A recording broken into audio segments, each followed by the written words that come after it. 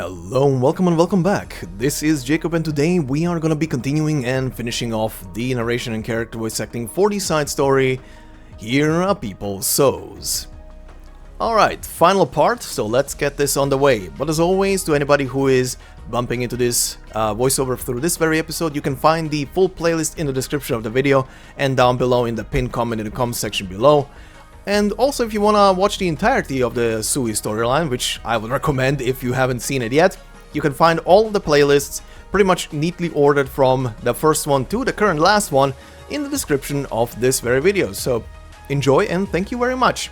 And speaking of thank yous, as always guys, thank you very much for all the likes and the comments that you leave on these voiceovers. Much appreciated, really helping me out there. And speaking of the comment section, there was an interesting comment on the previous episode which referred to a certain scene that played out in the previous part. So I want to point it out because I find it very interesting because of several things, so stick with me here for a second.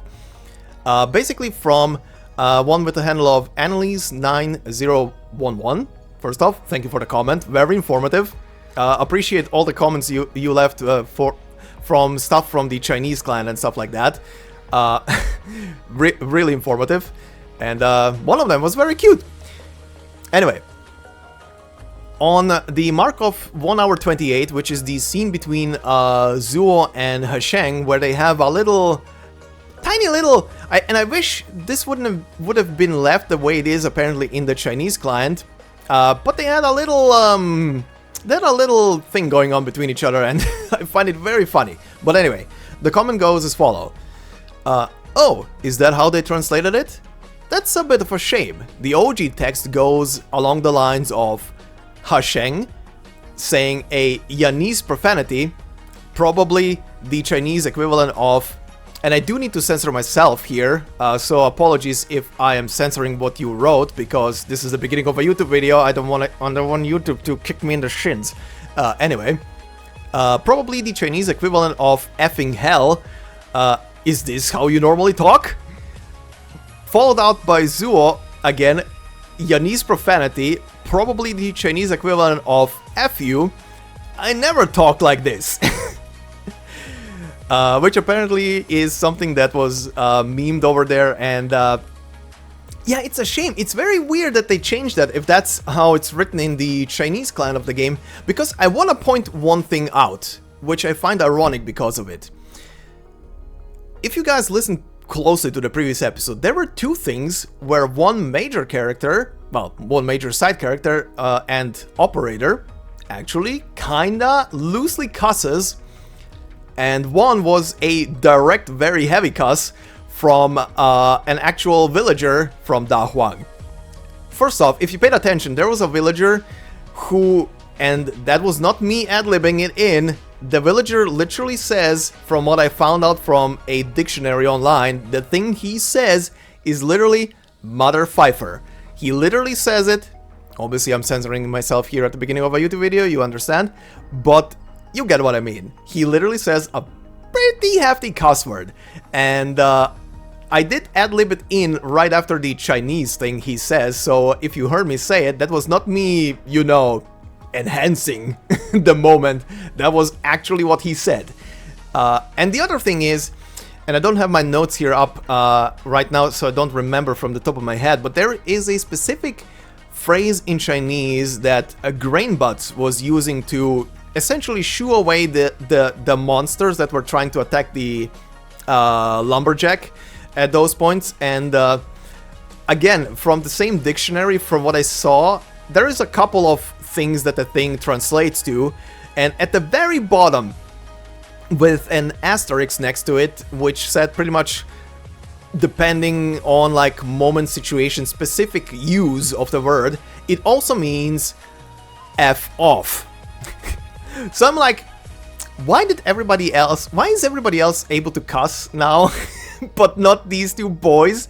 Why are these two boys being weirdly censored? I don't know. It's kind of weird. It's kind of weird and funny and very ironic, like I say, to think about that is what they did, but whatever. You know what?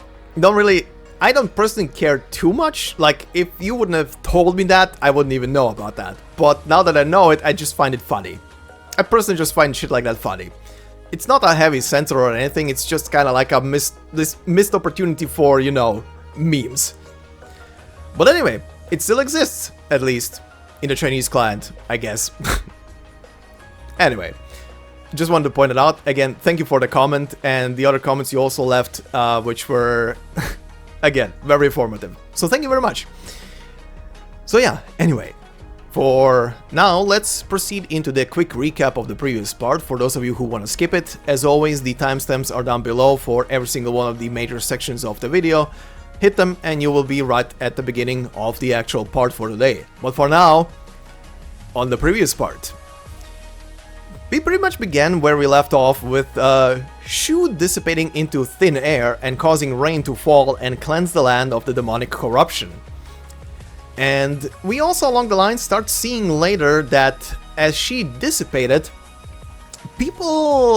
certain people started forgetting that she even existed there, which is a very interesting phenomenon. But anyway, that happens a bit later. But for now, after she dissipates, Yi has more up his sleeve. As he approaches the artificial Faramud heart, he also faces off with Nian and Dusk, and he pretty much just yeets them away.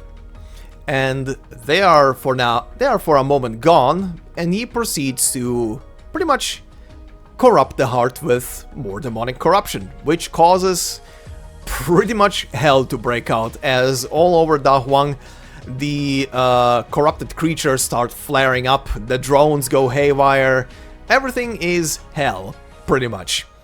Meanwhile, our youths, Zuo, Hasheng, and Grainbutts are going through their own little adventures. Hasheng and Grainbutts, who are together, split up after Grainbutts remembers that she has someone to save, aka the old lumberjack, who she is very sure no one is gonna come for and bring to safety. Hasheng, in the meantime, meets up with Zuo, and the two of them proceed to escort civilians and protect them. And as they are doing that, the civilians are also starting to find their grip and are starting to attack back, as they discover a method to actually fight against the demons, who are essentially just manifestations of the basically blight and anything that would harm the plants on the land. So tossing a bit of you know, pesticide on them apparently works very well, and they find their courage in that and start attacking back. Meanwhile, Grainbutts manages to find the old lumberjack, but he gets injured while trying to protect her, and as she is then trying to drag him out of there, she is being besieged essentially by the corrupted creatures. As she falls to the ground exhausted, the old lumberjack stands up and is ready for a standoff against the creatures, but he gets saved, together with Grainbutts, by the appearance of the, as I like to call her, the angry tiny bird girl, angry tiny chaos bird girl, who appears suddenly. And as she does appear and protect the old man and Grainbutts with apparently her arts, which seem to be some white flames, apparently. But as she appears, the old man for the first time actually speaks and ushers the name Zushi towards her, which may or may not be her actual name. We don't get a confirmation. In the text, however, we do get the girl now named as, in quotes, Old Tianxi. She seems to be someone who was around for quite a while, apparently. But in the meantime, our Sui sisters are going through their own little adventures as they are all inside of the artificial Faramud heart, and alongside of them, a consciousness starts to form as well that doesn't belong to the three of them. But first, all three of them will go through pretty much a phase of remembering their pasts and their journeys up until this point, and they are essentially just answering the question of who am I? And at the end of that, they do finally come to a conclusion. But as they are still, or rather Shu is still inside of the heart, as the other two seem to have broken out, or at least broken out of that part of the illusion inside of the heart, a consciousness starts to form inside of it. And as it talks to Shu, it starts to slowly remember who it is, as it remembers that the people of the land named it Sui. As it lashes out, Shu uses her own powers to quell the corruption inside of the heart completely and cleanse it fully, together with this fraction or phantom or whatever it is supposed to be. But as the heart is now fully cleansed, all of the creatures outside vanish. It is back to how it was. Everything is squeaky clean, and the people enjoy a beautiful sunset and some respite. But we are not done yet, as Yi is not done, and Zuoli tracks him down essentially and finds him in a space where we see Yi surrounded by tons and tons of hanging fabric from seemingly out of nowhere in the sky, and the fabric all is embroidered and brocaded with the most beautiful depictions in what appears to be gold and who knows what else about Yan itself. Yan itself is essentially depicted on those pieces of fabric.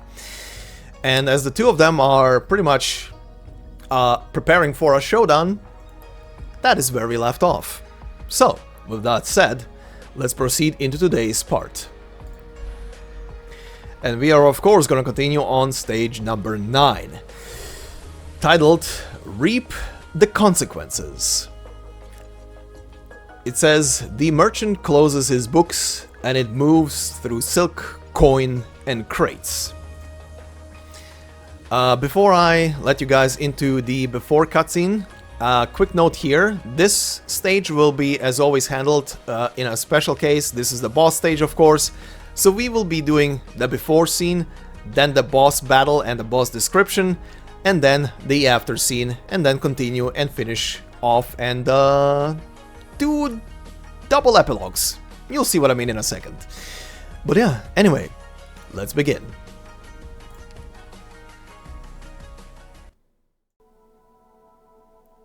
So this is what heaven looks like to those insignificant souls.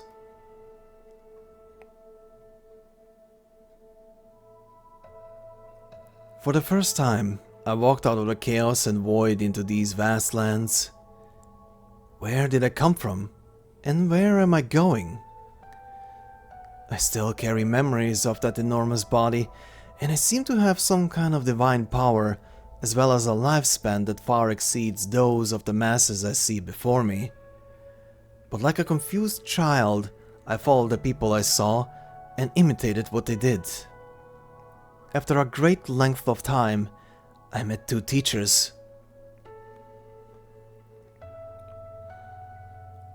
There is a barren swath of land in the northern reaches of Yan. I'm trying to reclaim and farm the uncultivated fields there with the locals. It's fun to watch crop after crop grow out of the soil. If you don't know where to go, why don't you come and give us a hand? What is the place like? It's much colder than the towns here, plus those things from beyond the door are a bit dangerous. But you wanted to find out what man is like. It might just be the perfect place for you. You have all the time you need to find your answer.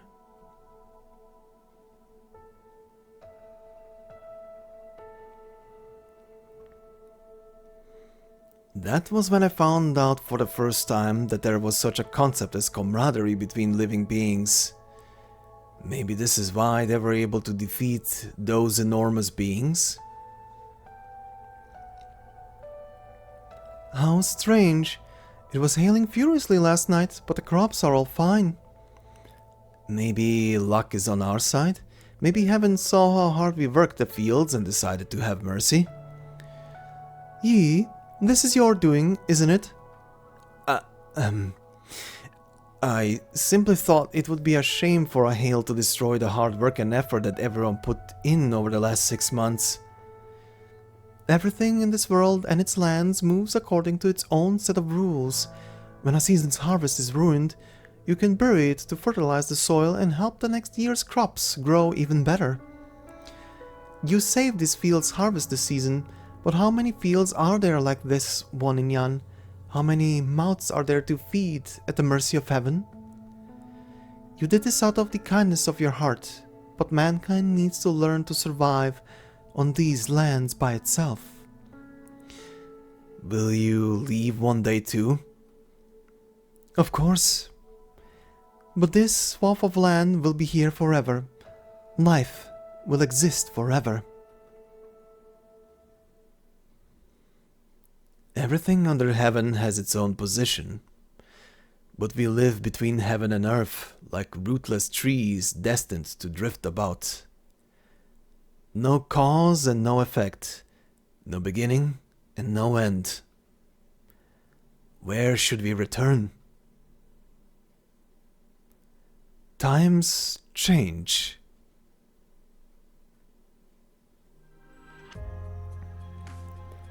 You're a merchant here for grain, you say? There are droughts everywhere this year. I heard the granaries in the north have a surplus, so I'm here to purchase grain to resell where the situation is more dire. Heaven and her rainstorms show no mercy. The farmers have it hard. A famine's year is not necessarily a bad thing for farmers, though. You speak nonsense, my good gentleman. How could a famine be a good thing for the farmers? Simple wisdom. The more severe the famine, the more their harvests earn them. Compare 500 caddies at 1 wen per caddy to 100 caddies at 10 wen per caddy. Even a 3-year-old can calculate which is the better deal from a seller's perspective. I've lived here ever since I was a child. The only way I know how to use food is to feed the masses and save lives. To think such wisdom existed in the lands outside. You haven't seen what it's like outside Dahuang. Not everyone is a Xian that can see only the abyss, but not the water that fills it. If all one does is guard these plots, how is he or she meant to understand all the wisdom under heaven? Young man, my caravan needs someone to help manage our affairs. Might you be interested in coming with us to the lands outside?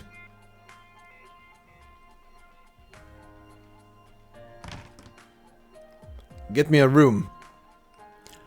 Per the old rules, the cargo goes in the warehouse. You pay first, then you get your room.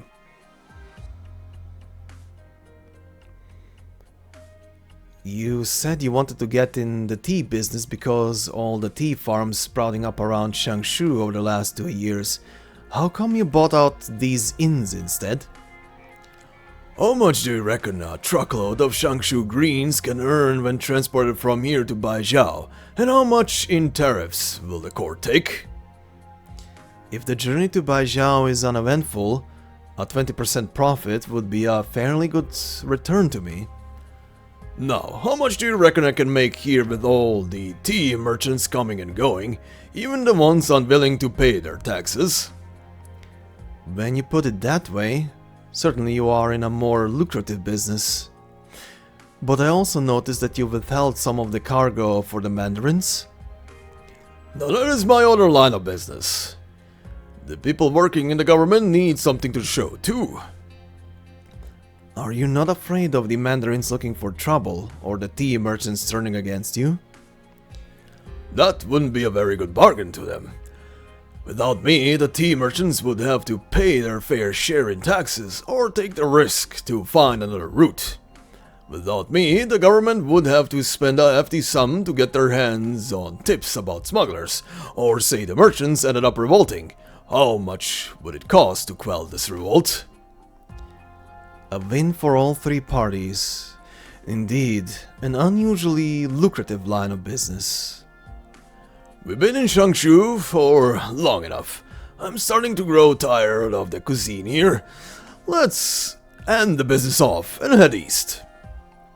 East? What kind of business awaits us there? Mining? Grain transport? Whatever earns us money, that's what we'll do. This time I mainly want to go home, have a look around. You asked me before if there exists a wisdom that stands true everywhere. All under heaven live for profit and die for profit. Be it law and morality, faith and honor, there is nothing under heaven that cannot be accounted for in a ledger. Thank you for that. That is indeed what I saw. I am starting to understand. My dear sister, I've settled an account. All these years, each of us have lived lives across Yan and recorded our own gains and losses on our respective ledgers.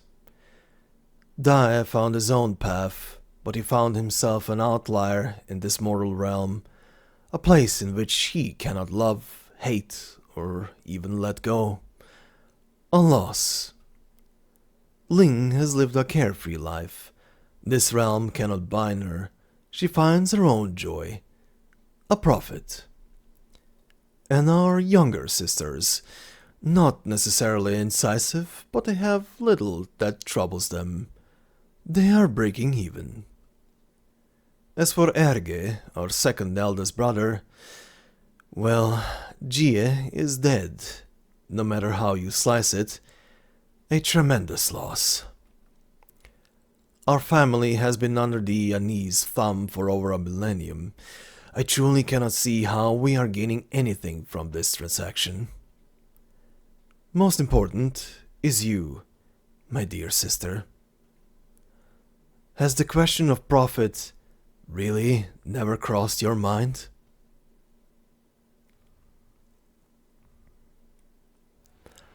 A substitute? Yes.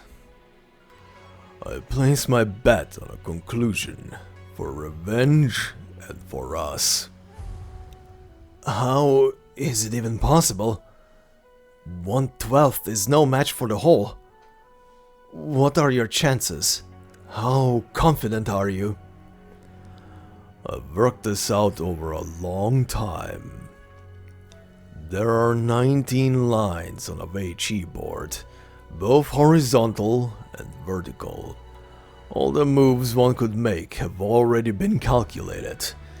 The white player is compensated 7.5 points, giving black less than half a winning chance. Truly a most difficult task on my own. That is why I need your help. If I were to tell you there remains a shred of hope and that this is the one and only way, would you be willing to put your wealth and life on the line? And back to present. You catch up fast. Perhaps it's time to give an explanation for your actions. What form of explanation would you like, Lord Zuo? You roused demons to lay harm to the citizenry, seized the country's fortifications, and even plotted against the other proxies. Given your actions, your crimes are far worse than Wang's. I may have some objections to your charges, but what would you like to do here? Hand over the cloth and return to the capital under Sui regular supervision. And what will I get in return? A chance at a fair trial. A shame that is not a price I am willing to pay. You would make an enemy of Yan? If I would, what could you possibly do? Zula takes a step forward and unsheathes his blade. Is it really so much fun to pick on mortals? It's you? Not bad, kid. You managed to tail him all the way here. Gonna hand it to you. But this is a family matter. You Sui regular folk will have to give us some personal space.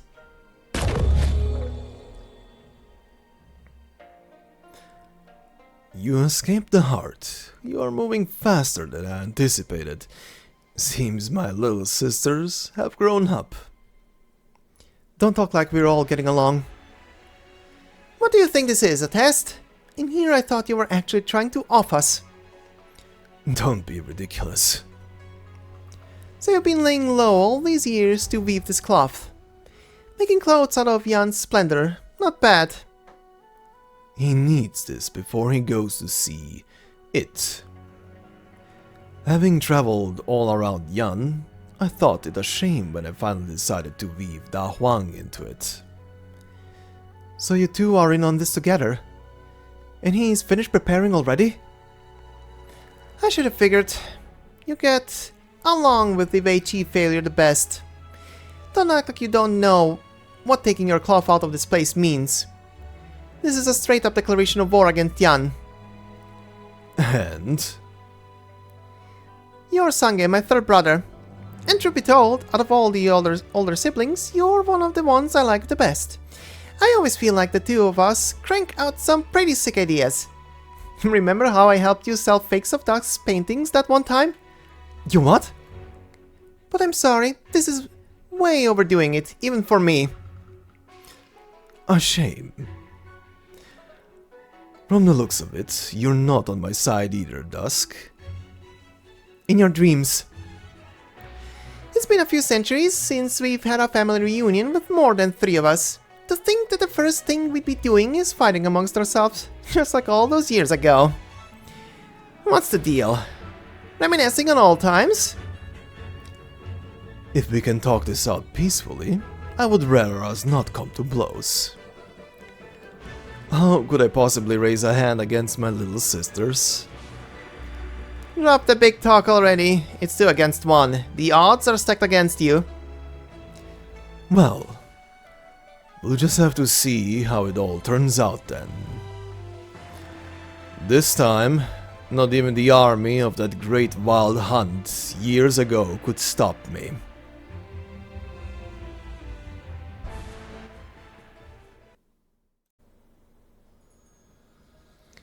Alrighty then, it is time for a showdown. But this time, the showdown is not against Yi himself. It is, however, against the boss, and the boss is the Slumbering of Sui. And it says, born from the heart of an awakened Faramut, 1,000 years twisted into shadow. The executors of Sui are never alone, for fear is always by their side. To wait in the boundless chaos, or thread the needle in search for a shred of enlightenment? So then,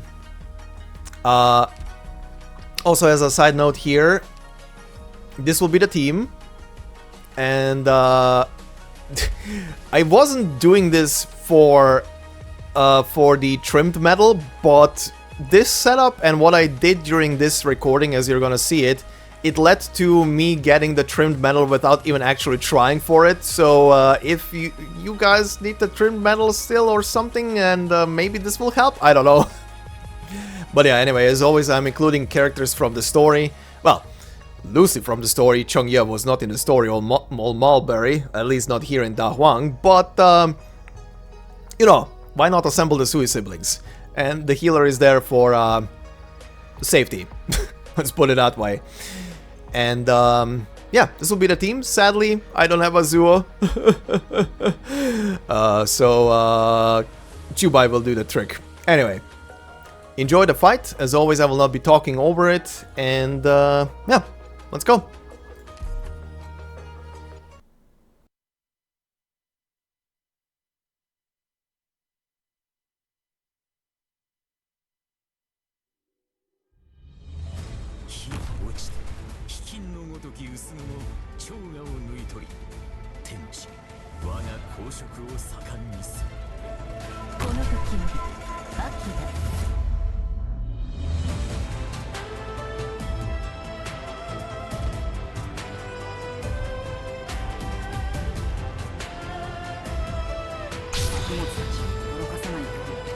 足音を抑えてください。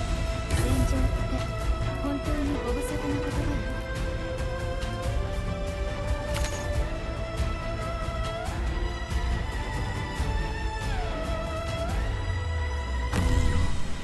眼前の風景のなんと美しいことよ。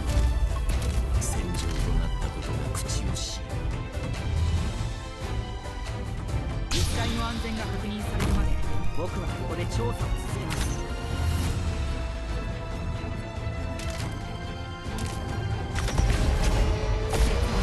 砂に沈みSOWS未だ報いず。あなたは土に植え敬なりをなさずい思いにあらず修行し直してくる。敬なりをなさずい思いにあらず修行し直してくる。敬達すれば好調。作物たちを動かさないよう足音を抑えてください。敬なりをなさずい思いにあらず修行し直してくる。言葉では伝わりにくいのよ。敬達すれば好調落ちるがごとく気を収まれば収納平らかになる。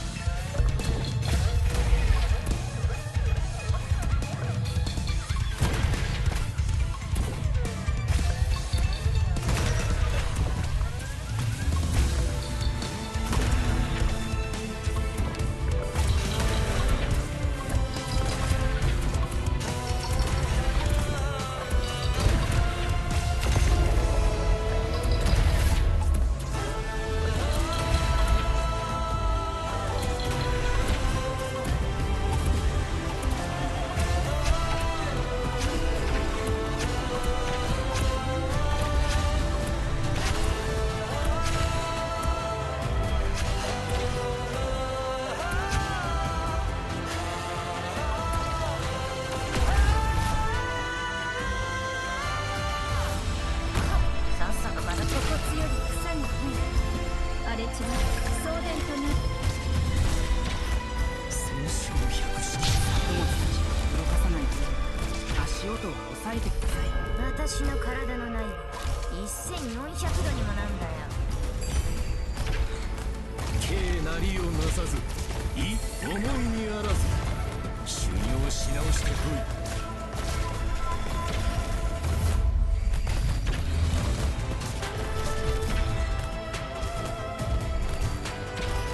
敬達すれば好調落ちるがごとく気を収まれば収納平らかになる。言葉では伝わりにくいのよ。書いてあげる。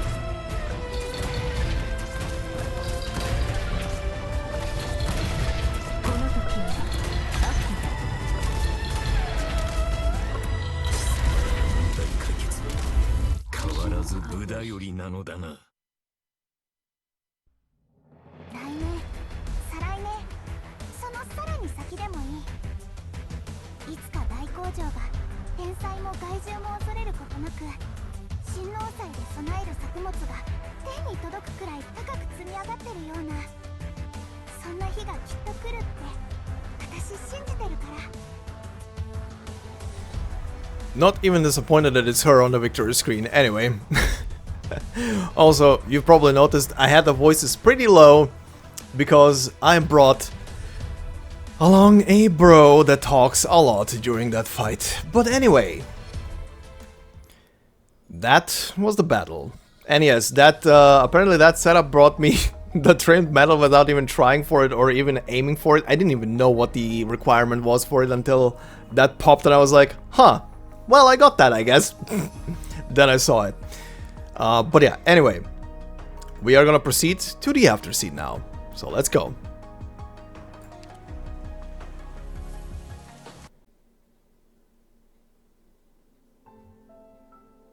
Wherein thought it snowed like this.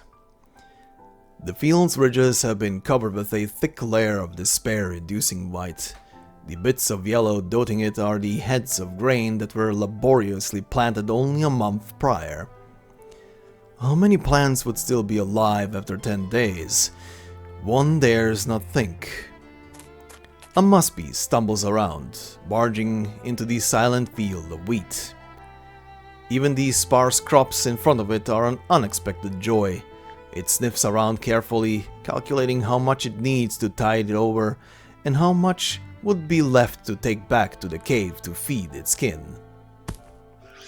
Until a thick metal hoe crashes down on its spine. 3 more heads of wheat are gone. The angry farmer snatches the beast that has been ruining the crops, so angry that he wants to skin it to make a meal. However, the carcass is so emaciated that it hardly weighs more than a few taels. With a long sigh, the farmer digs a hole in the ground and buries the beast's body.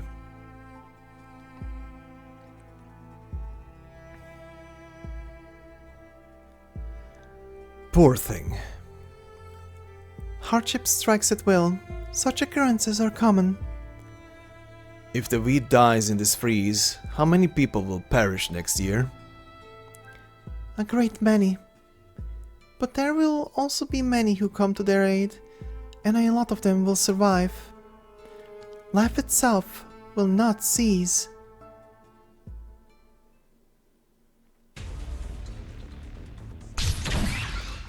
The firmament is as a whale. The ethereal satin silk seems to be infinitely weighty, firmly separating the 2 combatants and pressing towards them. Nian, let's wrap it up. It took a considerable amount of effort to build this art for you. It would be a terrible shame to see it torn apart in this conflict. You aren't in a position to be making small talk yourself. I nearly took your head off with that firecracker blast just now. Where will all that destructive might of yours go? Why don't you make a massive pair of scissors to cut his little fabrications to bits? You put some effort into it too. He's about to turn your painting into papercraft. Oh, it's my fault now? Cut me some slack here. He just turned that big all firecracker I built into a pile of threads. Has he always been able to do stuff like that? Didn't think he'd ever have the will to work on his powers over the years. But the question is, why does he seem to have such a good grasp on what our powers are? Hold on, is it really just one guy we're up against? Time's almost up. I truly would like to stick around to chat more, as rare as our reunions are. However, the unfortunate reality is that I am short on time and must bid you farewell. I really wish I didn't have to use this. The next time we meet, I will have to make amends. If we meet again, that is.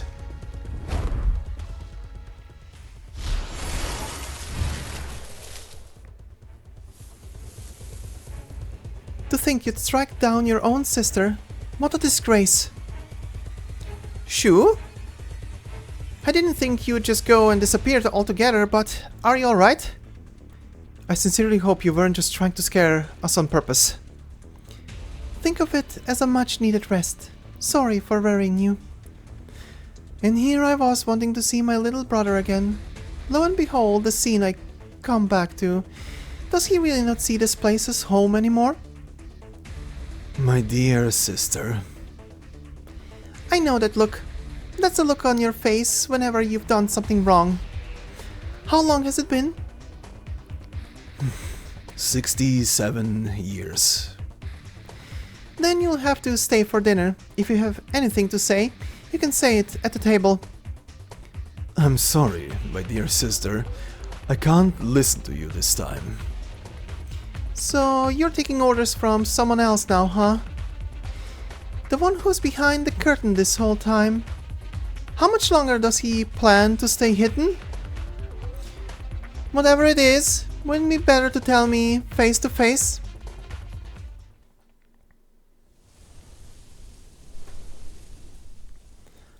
A man slowly walks forth from the distance, sauntering past the threshold of time immemorial. It is as if he has been there since the very beginning. Time and space halt with the sound of his footsteps.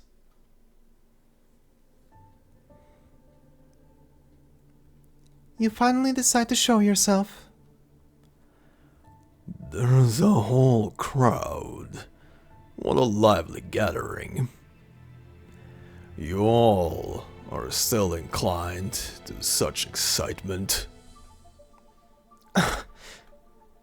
Wait, didn't he go insane? The atmosphere of our little reunion isn't quite what I expected. What happens in the movies when a relative on the most wanted list suddenly shows up at your doorstep? Is he actually the real deal, or just a shadow? Any shenanigans the way Chief Failure tried to pull wouldn't surprise me at this point. It'd be a big deal if he pulled another Sui Xiang out of his ass though. So what's the plan, Shu? Are we fighting? Shangshu, human, and now here. Don't you think you've gone too far? Small sacrifices for the greater good, each unto their own. Nothing more, nothing less. Look at all the devastated fields out there, and all these suffering people. I can't forgive you for talking like that. Upon careful consideration, there still remain 2 lines of inquiry regarding who owes this debt. Then you stay here so we can tally it up. This account has been accumulating debt for over 1,000 years. Flashback. You haven't been here in a long time. There are things I must do. There is a battlefield to the north. When the troops assemble, I must stand on the front lines. Bleached bones exposed in the wilds, where fowls sing not for 1,000 li. After 1,000 years of war, in the end, it is still the commoners in the fields who suffer. You care about them a great deal. The people you take so lightly are actually our teachers, in the truest senses. We take after their form, find things that interest us, and only then do we find our place in the world. We have nothing in common with them, not a single thing. What is so different about us? Pheromones may have lives spanning tens of thousands of years, while mayflies die as quickly as they live. But in the end, we are all lives born under heaven. Everything that has a beginning must also have an end. Warfare and slaughter. Why exactly did you choose this path? What value do you see in it? Law and order. I recently learned a game, Wei Qi. The rules are simple, but the underlying principles are quite similar to the art of war. It has demonstrated to me a singular wisdom. As chaotic and disorderly as things may appear, master the rules and the final outcome will fall into place. The final outcome that we've all been so keenly focused on.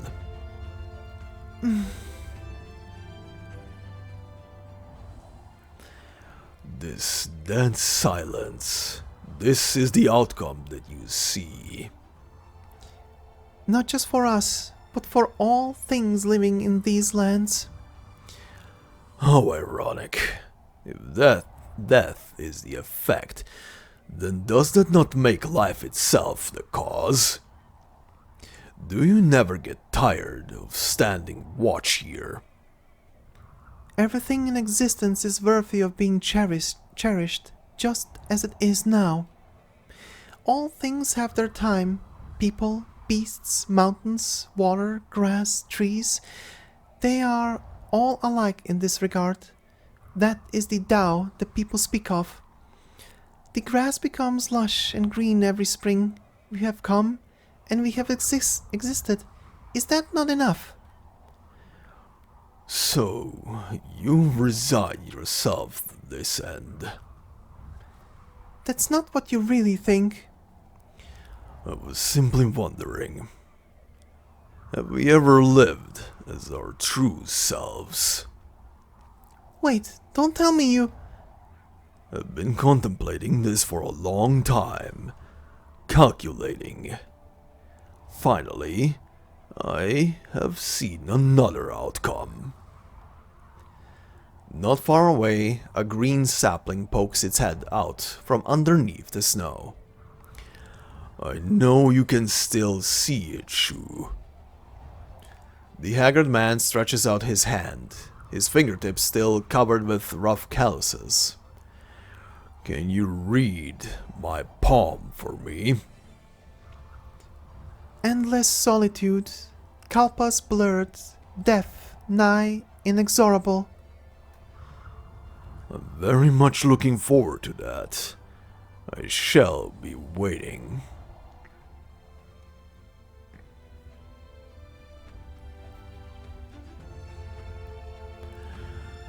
Were you able to see her again? You know that wouldn't be possible. I often find myself thinking of her. She said that education is the great equalizer and wished for every person to be able to read and write. All those schools and books are her legacy. In that regard, you are quite similar. But these last few years, I've forgotten many things, including her. About the books she wrote, and the meaning held by a true name in one lone word. I can clearly recall that she once played a game with me. She wanted to tell me something during that game, but I've already forgotten what it was. I thought... Yes, even we cannot escape this influence. You have regrets. I want to find a remedy.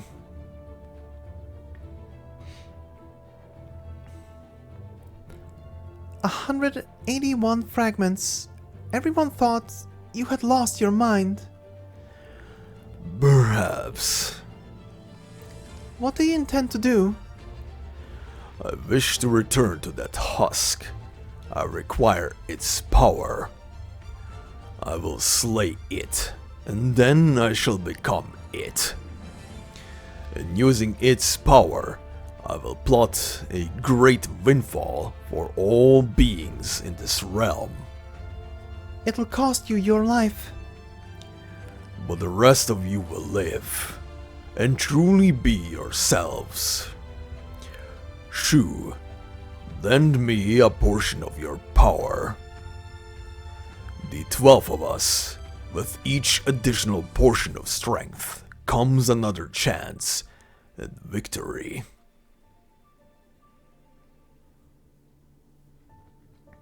Back to present. The vast farmland crisscrosses, and this particular visitor places a piece on the Wei-Chi board. Shu opens her palm, and a handful of seeds fall onto the board. This must be your answer. You reap what you sow. If you haven't veered off the path and really are headed towards our end, then these seeds will germinate at the right time and bear the fruit you desire. You will have conditions for me as well. We can't let you keep creating problems for us.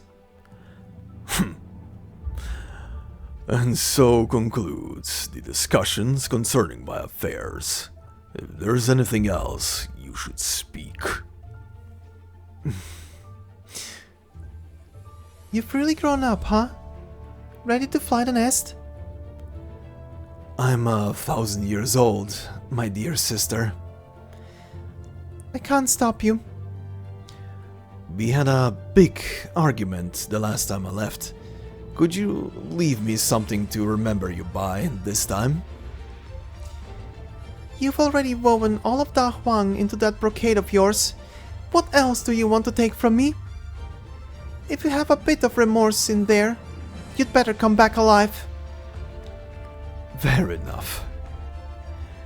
Dusk, can I ask one last thing from you? What? That painting, can you give it to me up front? How did you... I will take good care of it. And with that, consider our account settled. Who said you could go?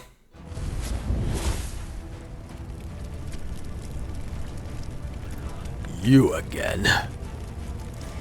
The second Sui brother. Nian Tingda. I knew you were behind this. Do you have nothing better to do than hiding out in your ruined temple playing that shitty game of HE? And now you have to come to my turf to ruin everything? Look at the mess you've all made with your little spat here, and all the crops you've destroyed. See if I won't beat your ass right here and now! Watch out! The satin silk ignites upon contact with the incandescent white flames, reduced to smoke and ash in the blink of an eye.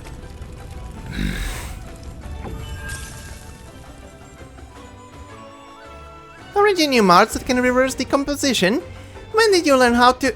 No, that's not it. This is causality. Huh. Let's see how many more seeds you have left to withstand my flames. Yanshi, this might not be the best time to launch your attack. The Chamber of Heaven's designs has suffered great losses. Any more wrong moves and Great Yan's entire northern defensive line may be imperiled. It is more than just the demonic taint that has eyes on Yan's northern border, right? Stop trying to scare people. I swear I'm gonna teach you a lesson if it's the last thing I do. Then do you not care at all about the other long-lived among you? You little...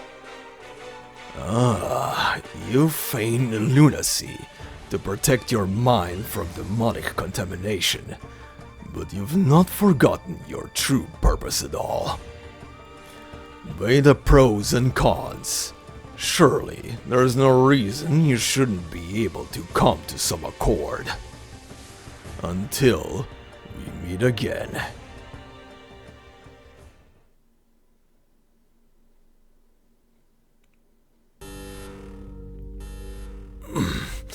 Is it over? Yes, it's all over now. You were willing to throw away your life for this project. Why?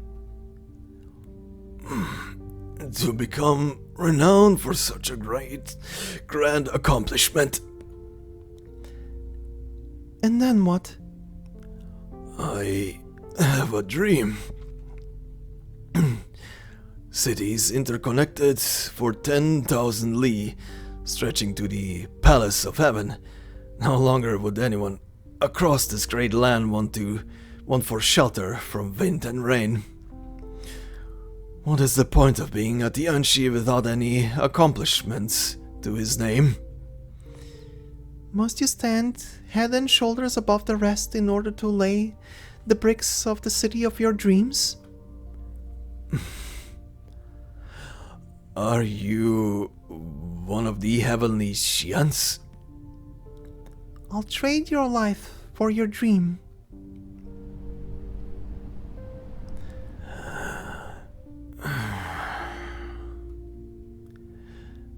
The sky-bound white jade capital of 12 pagodas and 5 cities. The Xian strokes my head, nods my hair, and grants eternal life. The sky-bound white jade capital of 12 pagodas and 5 cities.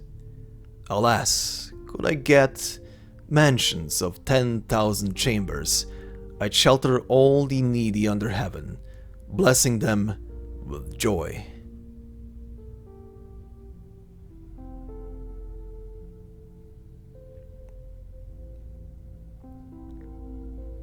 You're awake? Where am I? Don't worry, the monsters are gone. You saved me? I wouldn't say that. You were lying unconscious on the ground when I found you, so I went over to try to wake you up. Dosha. You're the old Jiang of Dahuang, but the responsibility does not fall solely upon your shoulders. It may not necessarily be a good deal to exchange your life for the safety and stability of this place. That's my choice to make. What matters is that Dahuang is safe. You care a lot about this place. Of course I care. I've spent most of my life here, and my roots run deep.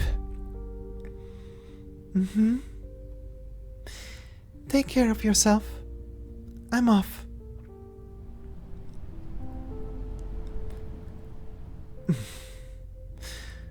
Goodbye, Shu. You deserve your freedom.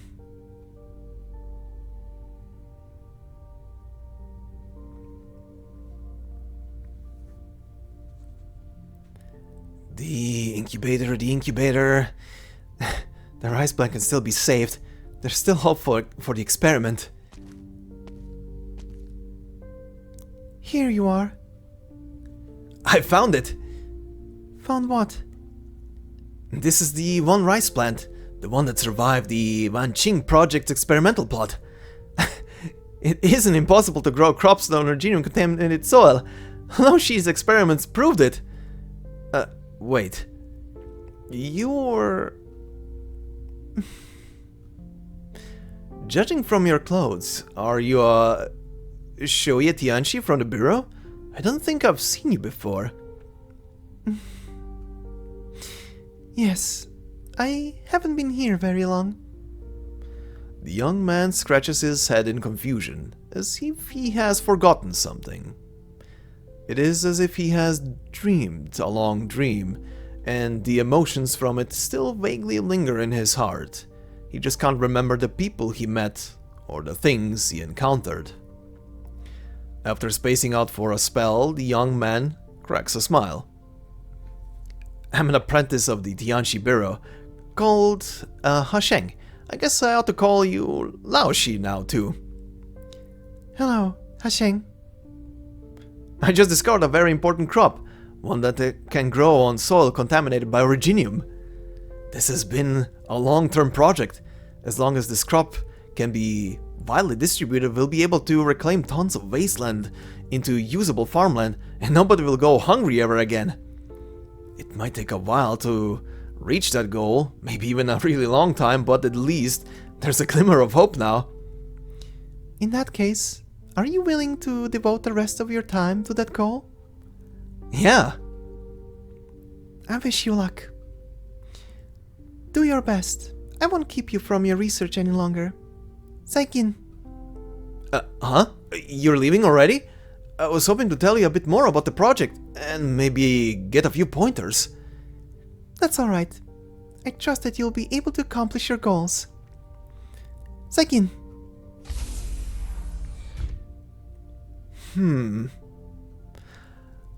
That teacher... Why does it seem like I've seen her somewhere before?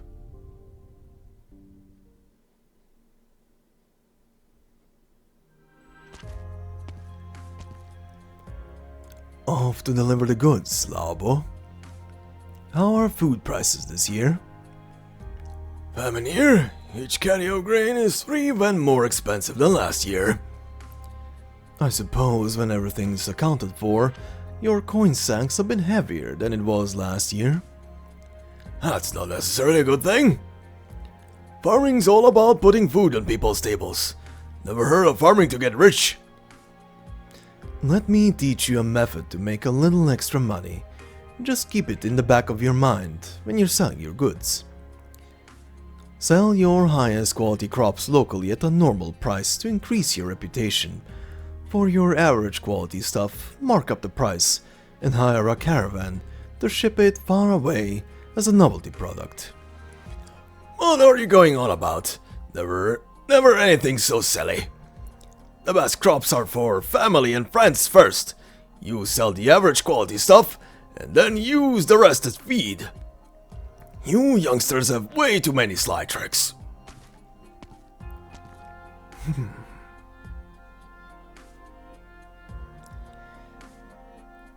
sure you're planning to go? Ban Zhao. After making that much trouble, you just up and leave without saying anything. It is time to leave, though I also don't have Dai's martial skill. If you won't let me go, then naturally, I won't be able to leave. So it depends on you. How unwilling are you to let me leave? I just wanted to ask you a question. You said you were gonna make a deal with Yan. Were you planning to help build Dahuang up from the very beginning? I am a merchant, and when doing business, I value mutual profit and reciprocity. If only one side profits, how would I be any different from a robber? If you didn't want to make an enemy out of all of Yan, why did you need to do all of this? Did you two brothers really have to pick a fight with Yan? Our sister was killed, after all. That said, the people of Yan harbor no animus towards us. Even if Erge sees the world as nothing more than a Weiqi board, a Weiqi player naturally feels some sentiment towards the pieces and equipment he's used for a long time. However, those sitting in the court, lurking in the shadows, must pay the price for what they've done. This account must be settled eventually. Even if your own life is on the line? Using a 12th to combat the whole was already a fool's errand. My life has already been assigned a price upon the ledger. You really have lost it. I still remember, a long time ago, you came to visit all of us, one by one, posing a question to each and pointing the way. What do you see in the lands of Great Yan? My answer has never changed, and I imagine the same is true for Erge. Mope, never cared for either of you bastards from the very beginning. There's no talking wisdom with you, and when the time is right, I'm still coming to beat your asses. My brother used to have quite the temper. Whenever he'd lose a game, he'd start throwing cups and bowls around. But, weak as he was, there was never any strength behind it. This time, he went a bit overboard, so thank you for stepping in. Kunkai, get out of here already. Until we meet again.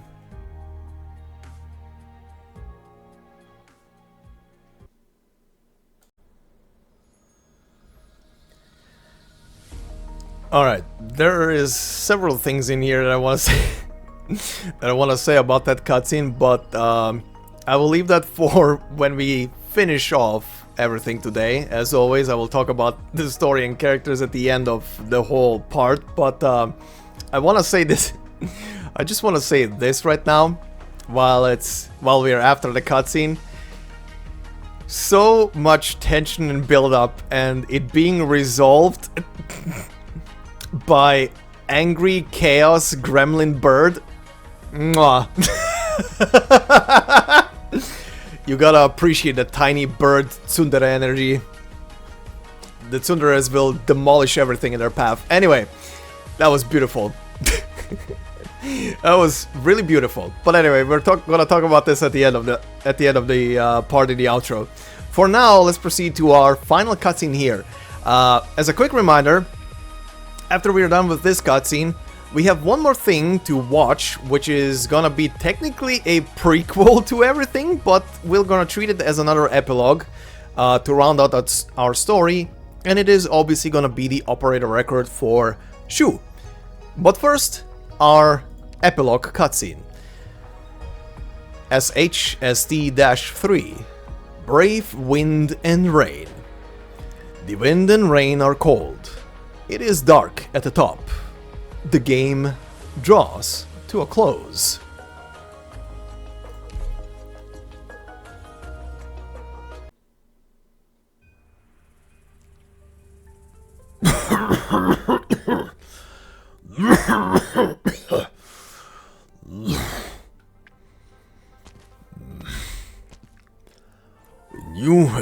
me up Mount Tian. I'll take this spot under the sunshine. You sit over there. You're in much better health than I am. The least you could do is offer me this spot. Coming out here for a stroll, some sunlight and the water from the springs of Mount Tian will do your health much good. Ridiculous. It's been decades since we've so much as run into one another outside the palace walls, and you still invited me on this trip. You were the first to grow tired of sitting around. It's not easy to sit still for so long. Human Dahuang. We need an explanation for this string of events. Right, I am behind all of it. I abated the human Shanghai Zhang and I let Ya in. Is this enough to drag me down? If you want more, here. I let Wang escape the capital. I sent the girl to Victoria. I instigated the demonic calamity. If you must open another vacancy at the court, you can pin all of this on me. The Shanghai Zhong are a bunch of thugs. How could they possibly amount to anything? Ya was merely a sickly beast. It took only a few dozen to 100 Yanshis to deal with. It was just perfect as the meal served to awaken the Sui. But certainly nothing to write home about.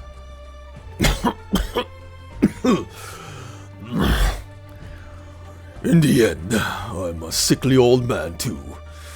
This is the only use my life has left.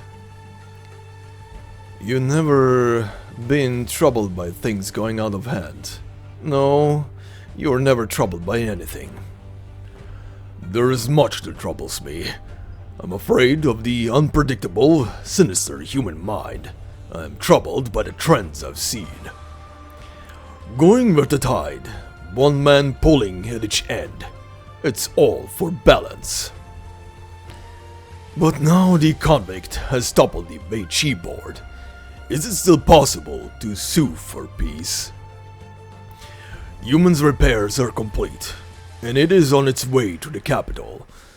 Grand Tutor, please make up your mind.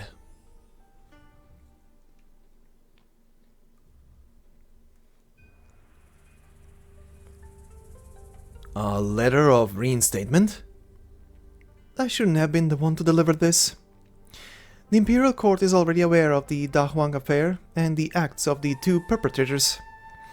Right now, the Sui Regulator, the Tianchi Bureaus, the 6 ministries, all of them are in a frantic mess. I happen to be passing by Dahuang on business, so I'll lend them a hand. It was Mother who asked you to come, am I correct? Dosha. Seems the court has come to a conclusion regarding the crisis instigated by the proxies. Yes. Humans' repairs are complete, and it has started sailing towards the capital once more. In the end, it comes to this. You're rather calm. I thought you'd be yapping how much you want to head back to the front lines. Lately, I've been trying to comprehend a certain wisdom. It is because we fear that we are anxious. The more we are afraid of facing an unknown enemy, the stronger our urge to charge toward it, all for the sake of giving ourselves an explanation. But I'm not afraid anymore. The proxies may have the ability to bend heaven and earth, but in the end they too have human emotion. In that sense, they are not different at all. Our opponents are not untouchable, and so there is nothing to be afraid of. Lord Zuo, I have no intention of becoming your enemy. However, I do hope you take what I said to heart. The days ahead of us are long, and there shall come a time when we meet again. Not bad. Seems General Zuo didn't send you here for nothing. I am ready for deployment. Where should I go? Human? Bai Zhao? Don't be so hasty.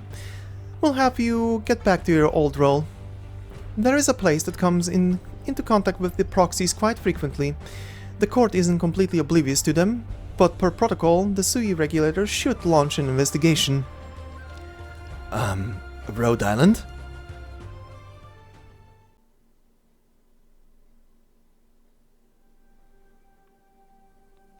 So, you're leaving? That's right.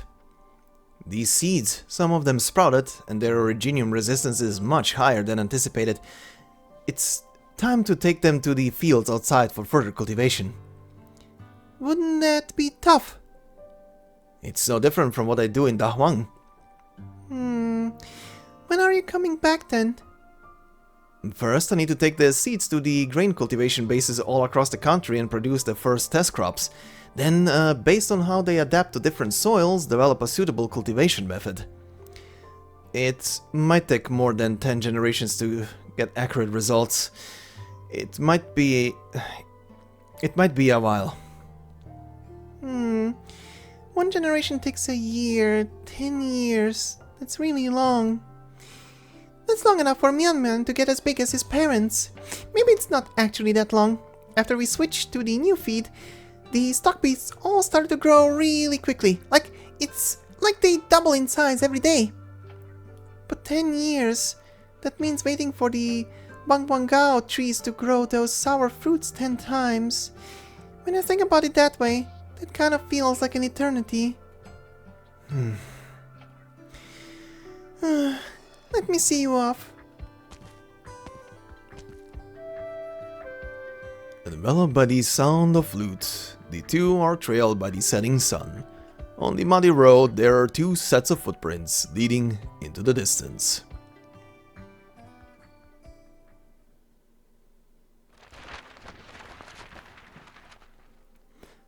Jiangnan. Dai once told me that he wanted to travel to Jiangnan after leaving his post. It has been centuries since he last had a taste of Jiangnan summertime water chestnuts, and since he has gotten so used to the sight of the yellow sands, perhaps he should enjoy some rest in a quaint riverside town. Careful though, don't break this painting.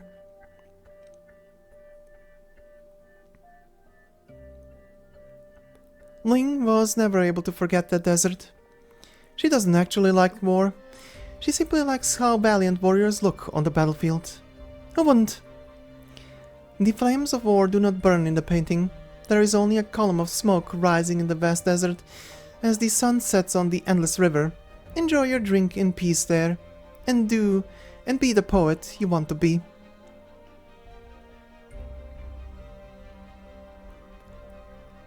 Nian loves lively places, but a place like Changshu is a better fit for her than Lungmen. You stay there and don't bother me again.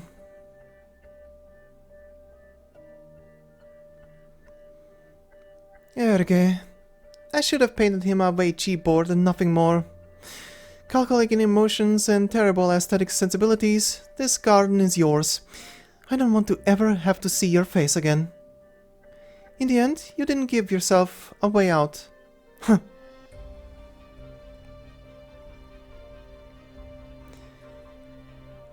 Jie. If it wasn't for your constant nagging and you playing the older sister card the whole time, I really would have asked you to teach me calligraphy.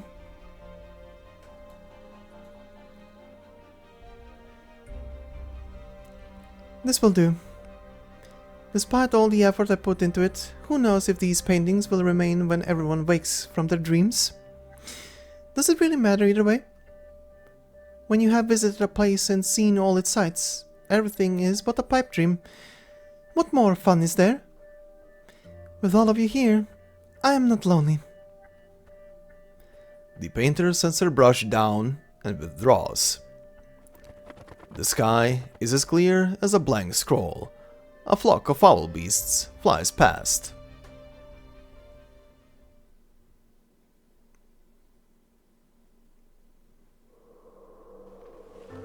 How does it fit? This is the only cloth I have. If you rip it, I couldn't get you another. It fits perfectly. Perhaps it's too late for me to ask, but how do you think your chances are? A life and death struggle. This game will be decided by a mere half point.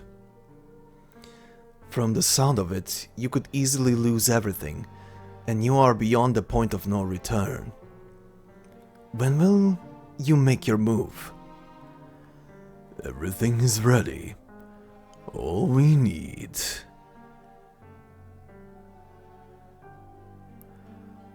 I will come see you soon. When you open your eyes and see the pattern on this robe, will you remember how you felt back then?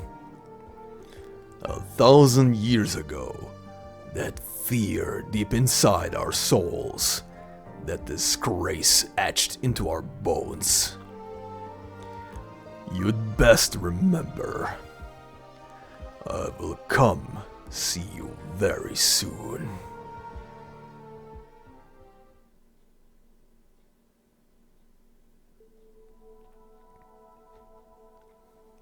Shu, our fields have yielded nothing for a few years. Can we really still grow crops here? We can still plant food if we use the right methods? But of course. Each field has a different plant suited to it. You need to use the most appropriate method to improve the soil. Plant these seeds here. You'll see results by autumn. Where are you from, Shu? You look pretty young, but you know so much about the fields. Are you maybe a Tianchi from the Bureaus? What exactly is a Tianchi anyway? They're people who study specialized knowledge and pass it on to others. That's something... Please keep working by all means. I'll go get you a glass of water. Mellow Lush, the 7th month. The 9th bit weaving winter clothes. Here comes spring to bring the sun, and warbling of Aureolus. 9 was time to lay the garden out, and 10 to reap the joy of harvest gains. Plant your millets last year end with hemp and beans and all the grains.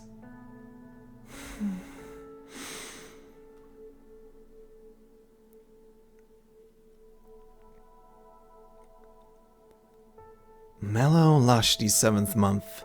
The 9th bit weaving winter clothes. Winter comes early in Dahuang. We need to ready ourselves some proper clothes soon. My dear sister, should I make you a set of new clothes? I wouldn't need it. I've developed a new weaving method, which yields satins that are light, durable, and colorful. I have a new design thought out, and I'm certain it will look perfect on you. Whatever floats your boat. Shu, is this how man lives? It does seem rather pleasant.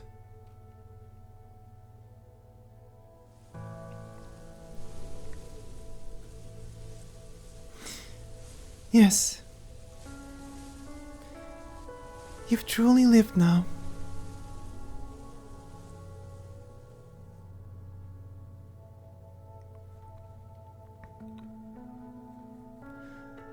My good gentleman, I know by heart the wisdom of commerce that you've taught me, but there remains one thing that I do not understand. All things under heaven are fleeting and indistinct. How should I appraise them? Take a look. How much is the jade pendant I'm wearing worth? I know this pendant. It is very common and worth at most 2 taels of silver. But this pendant was left to me by my mother. I have been carrying it around for as long as I can remember. To me, it is priceless. In the end, appraisal means appraising the human heart. I shall remember. It's almost summer. Just the season for Jiangyan lychees. The climate is dry up north. The lychees there are hardly sweet, and simply don't compare to the lychees back home. I thought I would go back home and open a trade route for selling the southern light cheese up north, only for there to be a river standing in my way, stopping me from ever going back. It's a shame that this rain came at a terrible time. It will be summer in 2 days. Once your body warms up, we will hire a boat to cross the river. Forget it. I know in my heart that this is the end of the road.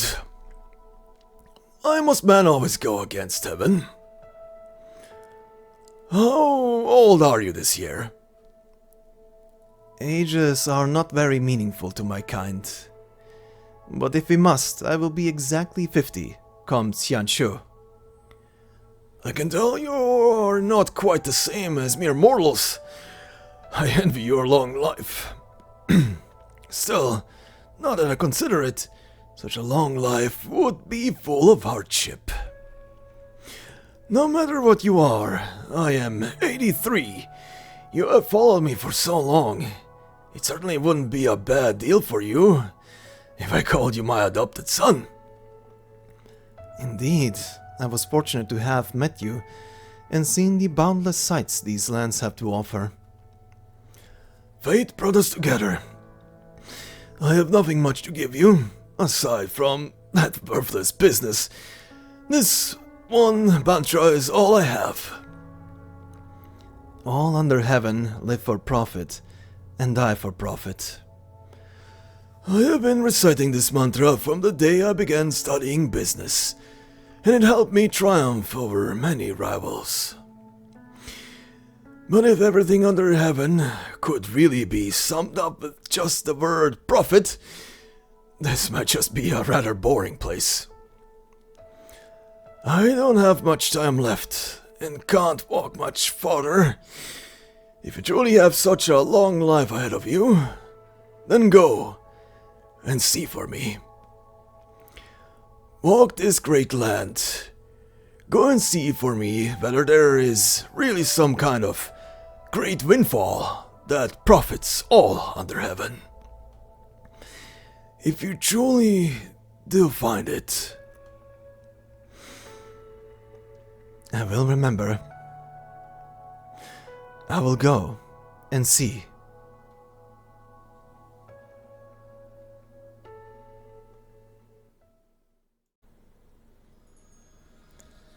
And there is our final cutscene. Very interesting stuff overall in this story when it comes to a lot of matters, but like I said, we have one more thing before we head into that. And for that, we're gonna hop over to the operator record for Shu. Alright, and here we are. So, before we head in, like I said a bit earlier, this is gonna be an operator record that is not set after the story, but set technically before the story, as you're gonna be figuring out very soon. And not just before our current story, but this is a double backdrop. You'll see what I mean. It sets some stuff into a perspective, which I do appreciate about it, especially with the scope of the story that we just wrapped up. And yeah, you're gonna see once we head in. But anyway, the operator record for Shu is titled Ask What I Seek. And it says, how come she just stays here? What is it she's looking for? Let's head in.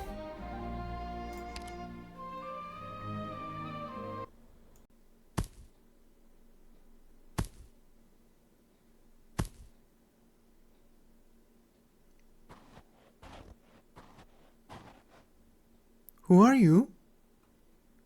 Where did you come from? You came from nowhere, have no kin, and don't even know who you are. Could it be that you're a Nian, like in the stories?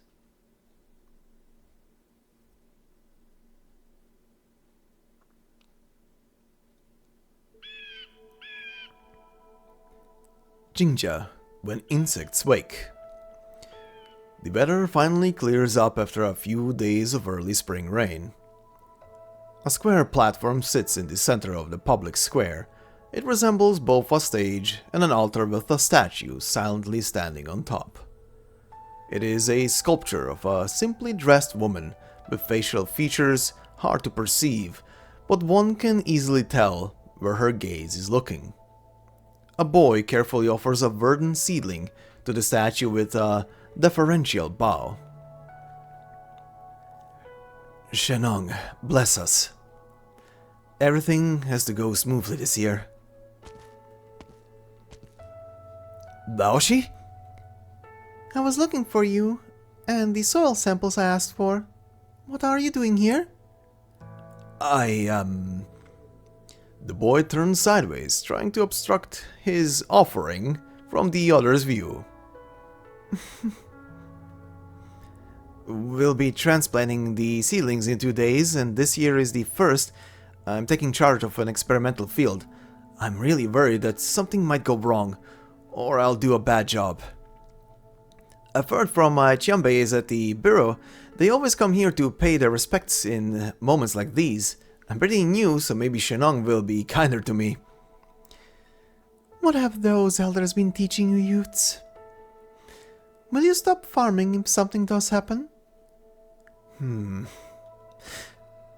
mute statue is covered in mud from the past few days of wind and rain, as if it has just returned from a day of work in the fields. The woman steps forward and gently wipes the mud off the statue. Shennong spent her whole life diligently working the fields, but ended up worshipped as a Xian by you lot, expecting her to solve your problems. They only come to visit her when they have problems they can't solve, or obstacles they can't overcome. Was Shennong a real person? Why do you ask? She came up with a calendar system and figured the 24 solar terms 1,000 years ago. She even managed to cultivate such a wide expanse of farmland in a place so perilous. I honestly can't imagine that being the work of a single woman. It doesn't matter if you believe it or not. The changes in seasons and soil beneath our feet are real and true. Someone must have done these things in the first place for stories to be passed down about them. What kind of woman was she to achieve such feats? Just an inconsiderate fool, that's all.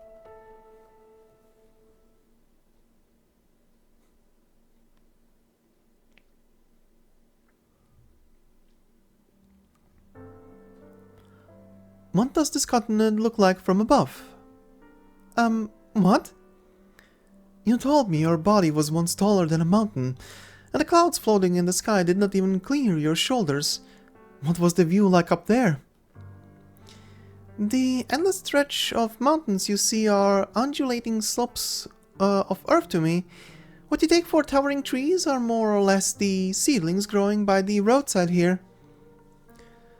That mounts and still water for a myriad years. So you couldn't see the flowers and trees clearly, nor make out the cries of the foul beasts? That sounds like a lonely life. You don't fear me? Why would I? You don't look like a monster. You look like us. But we're not the same at all. My lifespan is thousands of times longer than yours, and I could easily reduce you to dust were you to anger me. You dare laugh? I've heard tall tales like that before. The Xians in these stories always descend to the mortal realm on account of boredom and loneliness. Why turn yourself into a mortal and come to our realm otherwise? Sure, turn me into dust, but then who are you gonna talk to? I'm not... Why the violent threats when you've got such power? If I had a body as big as you did, I'd let people plant crops of all kinds on me. Hey, how about that? Can you make plants grow better too? That'd be easy. I'll even prove it right now. See? The girl gently weaves her hand, and in the next instant a green sorghum seedling in the ground ripens, bearing a bountiful harvest of grain. I could turn this entire snowfield into farmland if I wanted to. The farmer's eyes grow wide, and she does not speak for quite a while. Does it tire you out doing that? It doesn't take much effort, much less than your slow farming techniques. Then, what do you want from us in return? What could I even want from you lot? I just did that on a whim, since I'm in a good mood. Then... No. It's better if you don't do it again. I can't only think about now.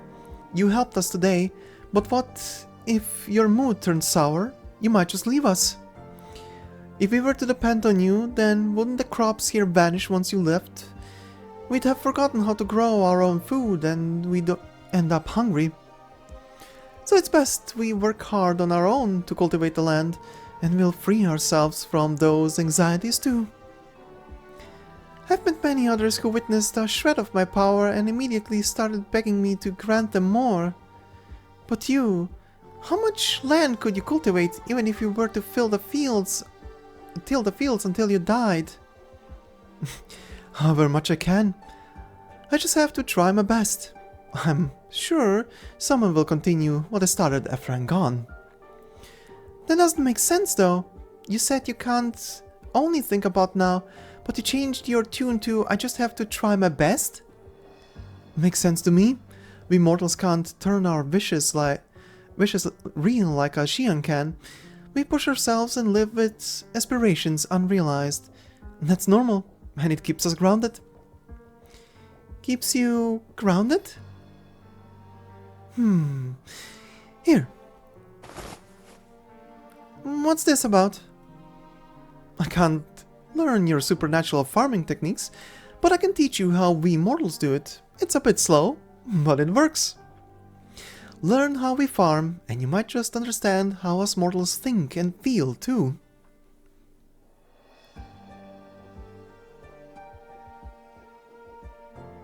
Is it tough being human?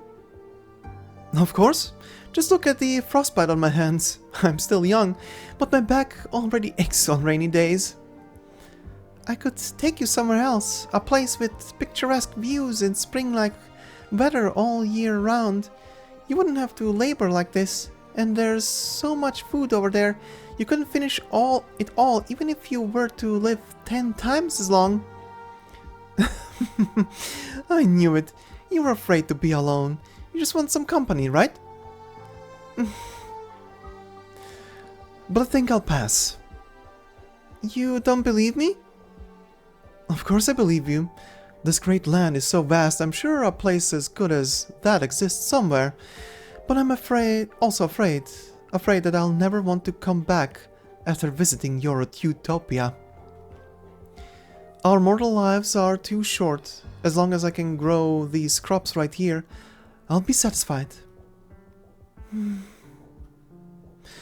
Although, going out to have fun with you isn't entirely off the table. Only if you promise me everyone in this world will never go hungry again.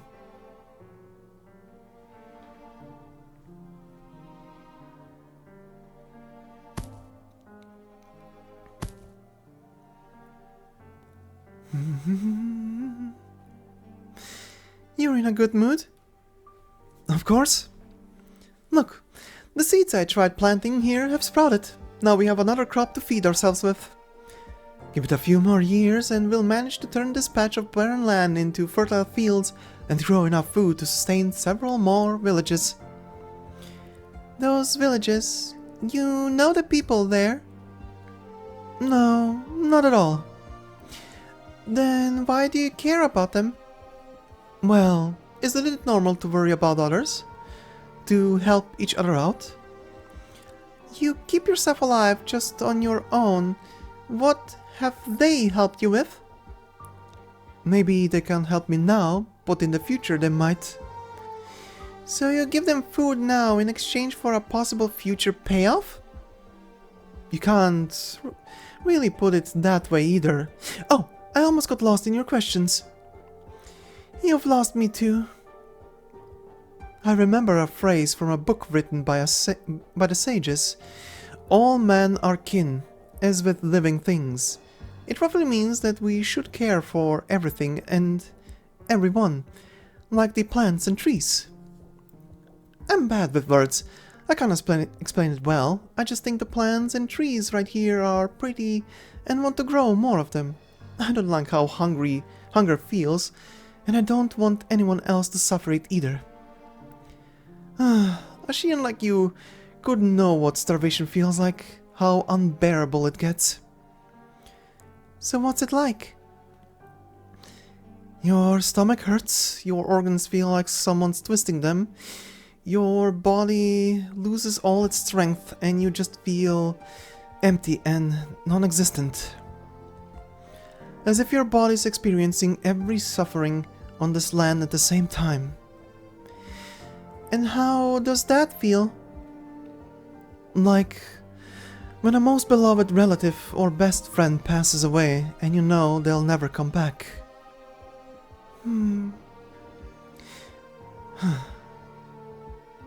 I still don't understand. You say you don't, but you've been here with me for so long. Well, I do enjoy our days together. My work feels less tough when I have someone to chat with. It'll be hard for me if you leave one day, so I'll figure out a way to make you stay here for a while longer. Oh, I didn't mean you have to stay here. I just remembered that you said you wanted to understand us mortals.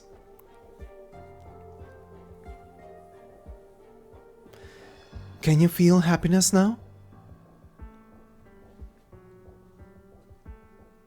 You called Shennong a fool?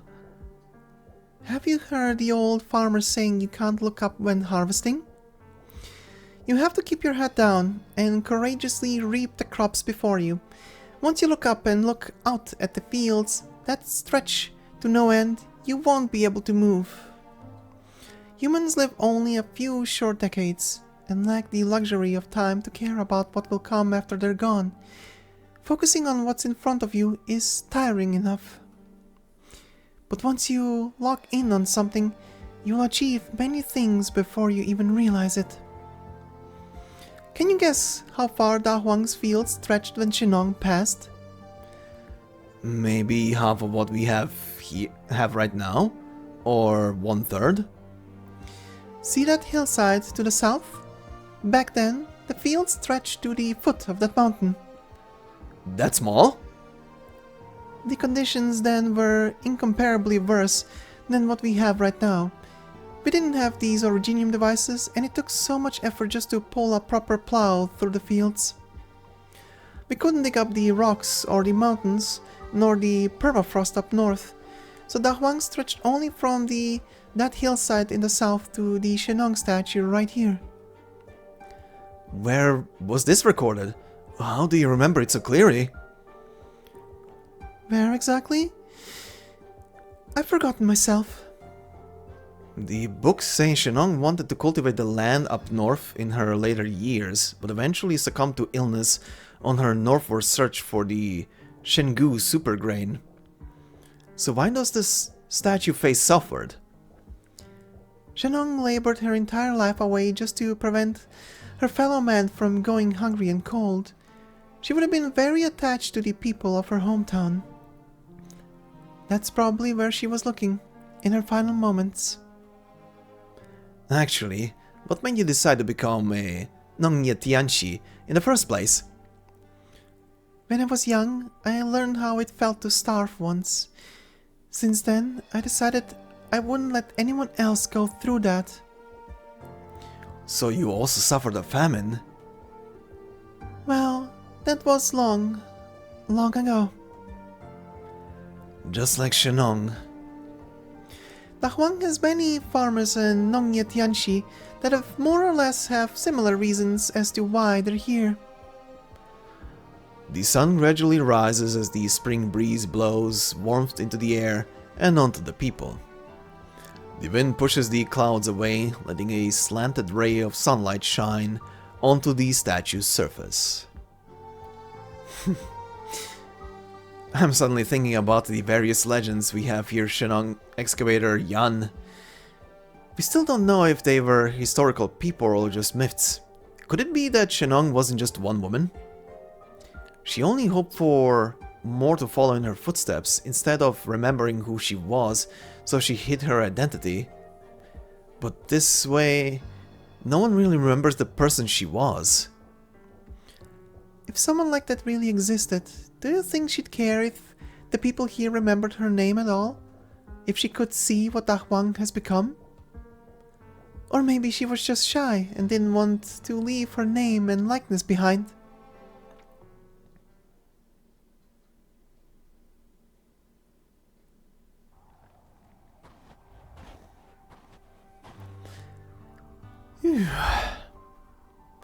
If you don't behave and go back home, there won't be any meat in your meals for the next few days. Shu, you shouldn't be bullying the elderly. Then act your age. Do you think it's romantic to watch the snow fall outside with just one layer on you? Today is Xiaohan, you know? I knew it. My waist always starts hurting this time of year. Right on schedule. How could you expect me to just lie in bed at home? This winter has been so cold. Will the soil manage to defrost in time for next spring? That's not something you should be worrying about right now.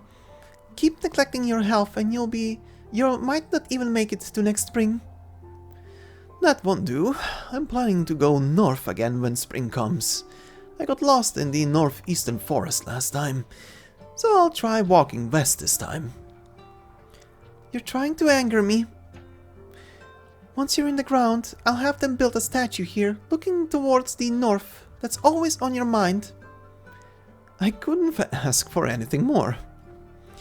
But don't let them carve the statue the way I am now. Too ugly. And as for the clothes, reference the outfit your brother gave me.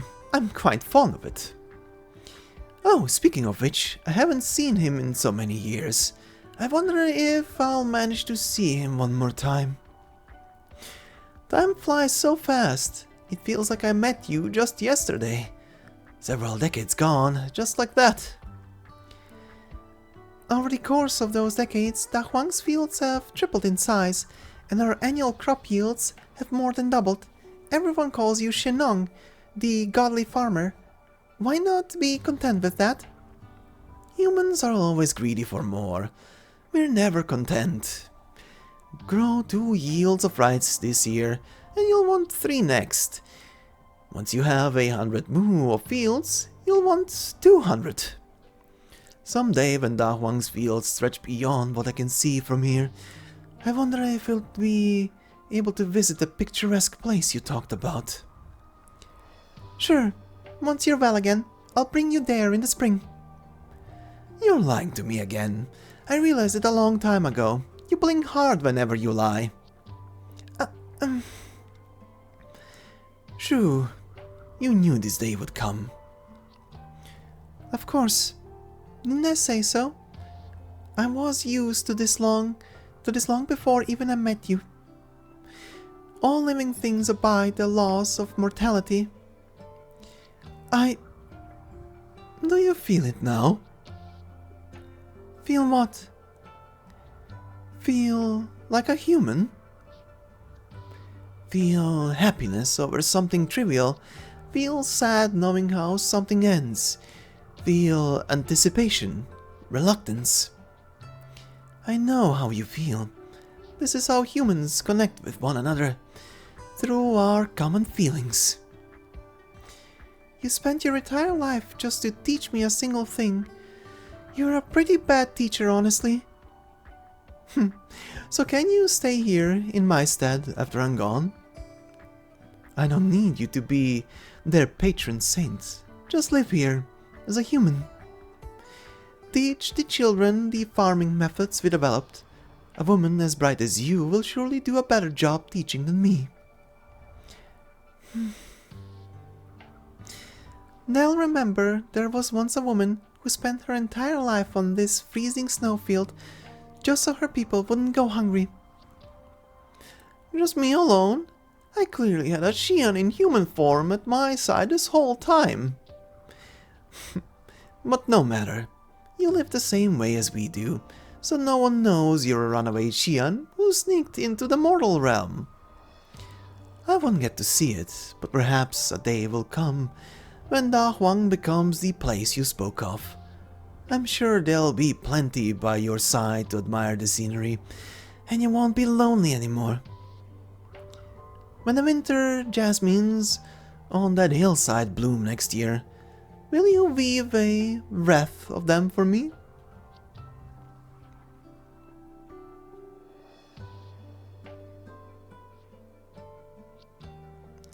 It's getting late, Laoshi. I'll go prepare the transplanting tools. I'll give it my all, no matter how this year goes. Off you go. See? They still remember you. An ascetic like you is still on their minds, even after 1,000 years. What can I say? A foul beast brings up a small yellow flower in its beak and drops it on the statue's bamboo hat. It seems to have picked a good nesting spot and fetches several more flowers with branches in bundles. Yellow flowers soon cover the brim of the hat. The flowers bloom so beautifully after that parting. I wonder if you still know the way home.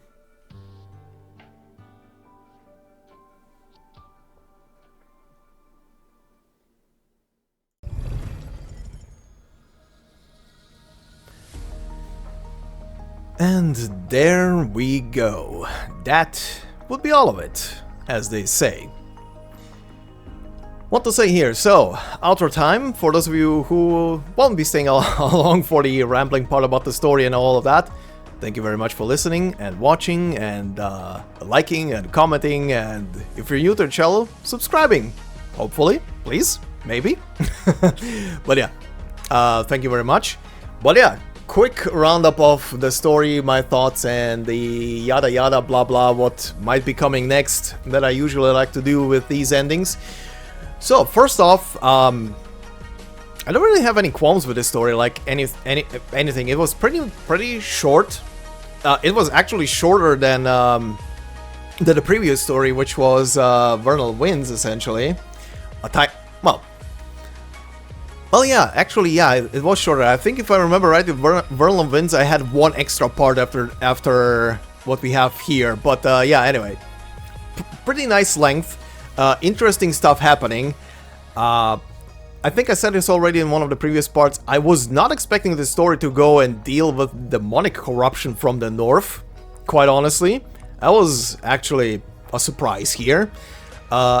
I love that we're finally seeing and finally have an idea of a proper idea of what the siblings are planning to do to circumvent the whole Sui thing, because the big thing is a threat.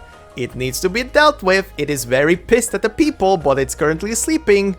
But if they kill it, every single one of the siblings is gonna die.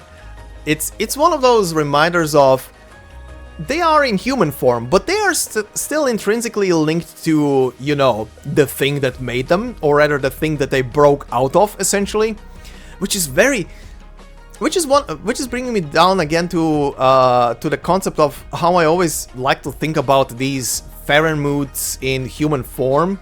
Essentially, it seems to be two things. Either the Farenmood themselves seems to wantingly makes themselves, like their full consciousness or a big portion of themselves, into a human being. Like, look at Kiera.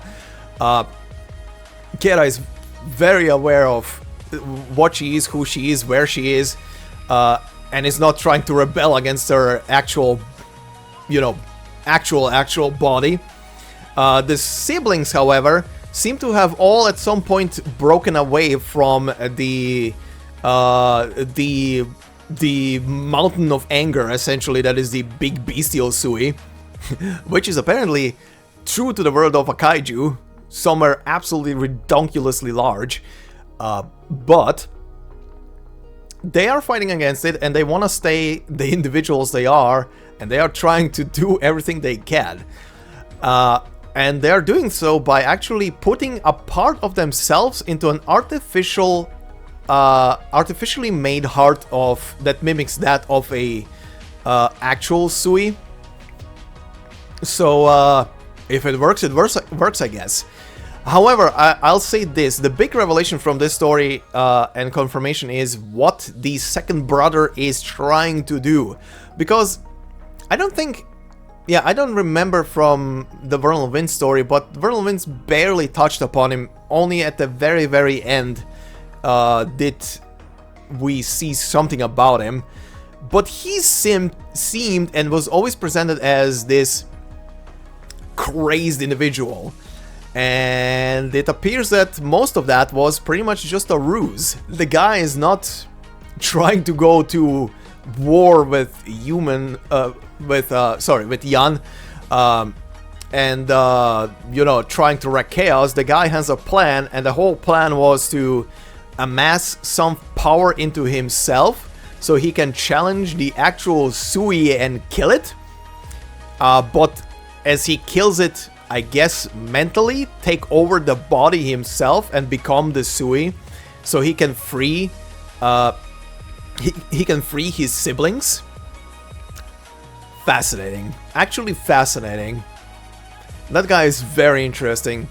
And if here is the thing, if his plan goes through and he actually becomes the Sui when we finish off this whole storyline, well, I don't think he's gonna be playable. unless he makes himself back into a human being afterwards. Could be a Kiara situation, right? But interesting thing he's planning. We'll see what happens. Maybe both plans are gonna go through at the end of the day. The sisters are gonna make the heart, and the heart is gonna function as a conduit for all of them. Meanwhile, Big Bro is gonna go to freaking war, and I cannot wait to see how that goes. But yeah, interesting things. But most of the stuff is stuff that we know. Again, very big surprise was the demonic corruption and that being addressed, and how devastating it is for the land and how close they actually are. I wasn't even, to be fair, I wasn't even aware how close this place, Dahuang, these pretty much the bakery of the land is right next to the corruption of the planet. Which is kind of funny to think about. But yeah, that is very interesting that we actually went there. But again, makes sense. We do have currently IS-4, and that deals with the corruption, and as Shu also mentioned at one point, the door. So very interesting. We're approaching more and more stuff that leads off planet. Cool. Cool. Cannot wait to see what they're cooking up with the next full act of the story when it actually comes. Eventually comes. It still hasn't happened, but we'll see. But that's not part of this. Anyway, it was nice seeing the sisters all together. That was definitely very wholesome, very cute. Seeing them all hang out. I had a laugh on the original read at the end of the story, and it's literally the moment that was in this part where Nian has a bit of a moment where she just talks to Yi and just casually blurts out, "Hey, remember the time when when I pitched at you the fake paintings of Dusk, and you were selling them?" And she's just like, "You what?" That killed me. That immediate reaction of, "What? Can we stop bullying Dusk?" Why is Dusk being the bullied one? Leave the Hikikomori out of this shit. Let her be. But also a very nice gesture there at the end. I do wonder what those scrolls that she handed out are gonna do for everybody. They seem to be presents that she was preparing for everybody, but I do wonder if they have any kind of extra thing. The things that she was pretty much listing at the end in the epilogue. Yeah, I do wonder if they will serve any kind of grander purpose, or if they're part of this plan altogether. But yeah, an interesting gesture. one thing that was surprising, I would say, is that I was under the impression, the way the story began, essentially, that the, you know, the Shennong statue was essentially a representation of Shu from the past, just people obviously don't know that it's her. But no, it turns out that that whole thing is a representation of an actual human being who was doing their thing and cultivating these lands, and it was Shu's initial teacher. I do also like that in the story Yi didn't turn out to be an absolute asshole. It was, I mean, he never had the intention of killing his sisters, first and foremost. But it was like it was stated, it was just a plan to help Dahuang grow, even though it was a pretty horrendous plan. But if it helps, I guess. I actually wonder, I don't think anybody died in the whole thing.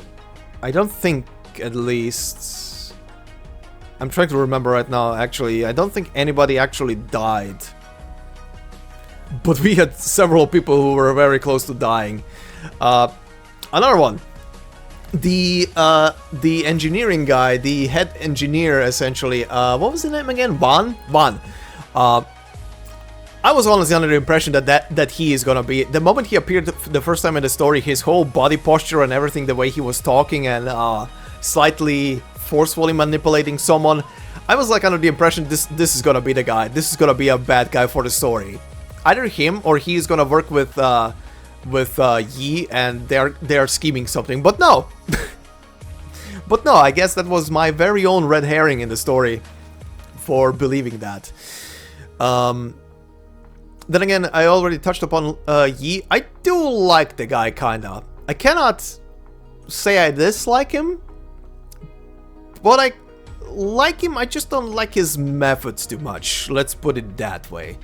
But he has a point, and I do like the very last parts of the epilogue, of the actual epilogue cutscene, not Shu's operator record that I added in there, but the actual epilogue cutscene of the story where we see him interact in the final moments with his second teacher, which was the gentleman, essentially, as he called him, that introduced him to trading and everything. I do like that they touched upon that, and they showed that upon his final moments, essentially his financial teacher taught him a bit more, that the thing that he was pursuing is not all there is. That there is more to value and everything, and that he should, in his stead, discover all of those things. So yeah, that put actually everything into perspective and his entire mindset. The one thing I will say, however, I am surprised upon is, and I touched upon this already, is again the brother. I was not expecting the second brother to be kind of like the... I was expecting them to touch upon him and to show a bit more about him, but not that they were go so hard into details at the end of the story and actually deliver all of the things of this is the plan, this is happening, and the next story is... I guess the next story is gonna go full into it if human is fully functional approaching the Sui now. Yeah, I think the next story is gonna go full down with that. But that's gonna be in a year from now, probably. If they keep sticking to the schedule, this is gonna be happening in a year from now, and I'm definitely looking forward to how this is gonna end. That's gonna be an interesting one. Other characters, obviously, I would say Zuo had a couple of very spotlight stealing moments. I mean, him going against Yi, pursuing him and literally just stepping in front of him twice. He literally did it twice. He pointed his blade at him twice during the whole story. That is impressive. For a young candle holder like him, damn. He went to town against him, or at least tried to go to town against him. But I do like how Zuo was also depicted in the story. It was already in Battle of Winds, he was already very well depicted that he is not, you know, stuck up and just abides by the rules, but also can work around it, knows what is right, what is wrong, yada yada. I do like the guy. I'm still sad that I don't have him. But anyway, that's for another day. Hasheng, on the other hand, don't really have much to say about the guy. He's okay, I guess. He was pretty much just a normal person who is pursuing his goal. I do like that he's not being discouraged, at least, for when shit is not really going down, but looks for more reasons. He had a moment, like through the middle of the story, where stuff wasn't going and they were kind of stuck in a place. Didn't know what to do, but he wasn't letting down and all. However, Hasheng, please, please, please, please, please, please, treat Grainbutts nice. Please. Remember the song she wrote for you. You knucklehead. You big buffalo. Stupid buffalo. But yeah, and speaking of Grainbutts, adorable. Absolutely adorable. Is a burb, has the energy of a burb. That's all I can say. And is definitely one of those characters that will be appearing happy-go-lucky, and then at one single point she will say something where you're just gonna be stopping yourself and be like, okay, let me process this. This child, please. Nothing happened to this child. But yeah, she was adorable. And I do wonder, they didn't go fully into detail, but I do wonder what her connection is to the old lumberjack. She seems to not have memories. They mention another long-lived one, and this is just a theory. Brother Big Bro Wang, Big Bro Wang, second brother, mentioned to Little Chaos Bird that there is another long-lived one, which kinda immediately implies that the Little Chaos Burb is already a long-lived one. But I guess the other long-lived one is Grainbutts? Interesting. For those of you who are not caught up with the main story of the game, long-lived ones have been actually discussed very recently in the very last, or rather currently last part of the main story. Not gonna spoil anything regarding the story, just gonna say, if you are not caught up with the main story, there is a segment in the current episode, the current last episode, which is episode 13, where there is a character that is talking a bit about long-lived ones, because they themselves are a long-lived, and they are pretty much telling straight up that they didn't even know that they are a long-lived one until one day they just realized, hey, I'm not getting older. I'm just staying the way I am in this stage of my life. Which seems to be the same thing with, if that is true for Grainbutts, that is it's kind of a fascinating concept to me at this point, quite honestly. Because they seem to just suddenly become long-lived ones at some stage of their life. Because Grainbutts looks like she's in her teens, essentially, at least from her design judging. But if she's a long-lived one, damn. Who knows how long she has been around. We do see that one little cutscene where the old lumberjack, like the vision that is being received, where the old lumberjack is yelling at someone by the name of Zhu Shi, but we see Grainbutts there talking to him. She's blurred out and everything, which is usually how they use stuff to signify that, yes, it's the same character, but because of the way they are right now acting, we are hiding their face because it's not the one that you know right now, yada yada, you get the picture. So whatever happened in the past, I guess, with the demonic corruption maybe led to her forgetting who she is? Maybe? I don't know. It feels interesting, however. I do hope they explore this at some point, through some story or something. Maybe at some point Grainbutts is gonna get an operator record and that's gonna show us what the hell happened in it. But yeah, very interesting. I do want to know more on that one. I am actually surprised that it didn't go a bit deeper on the old lumberjack and his past outside of that one single flashback where he apparently lost his family. And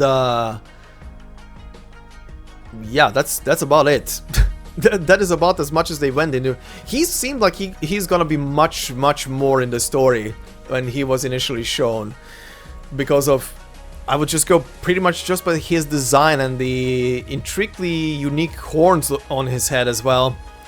But yeah, anyway, didn't really go into it that much, which is kind of a surprise. One thing at the end of the story, just for clarification, and this is how I'm interpreting the moment, so I might be wrong, I might be right, but the two old men that talk at the beginning of the outro cutscene, essentially, the Grand Commandant and the Grand Tutor that are talking to each other on the mountain.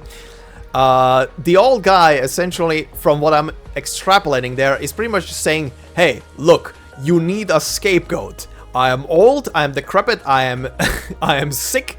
Just take me, smack the blame on me, get me out of the position I am, and just smack someone else in.